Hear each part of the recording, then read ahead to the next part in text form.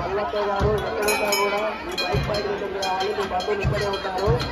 పద్మాల్ మల్లక్క గారు ఎక్కడున్నా కూడా బైక్ పైన దగ్గరికి రావాలమ్మా. మీ బంధువులు ఇక్కడే ఉన్నారు మీకోసం.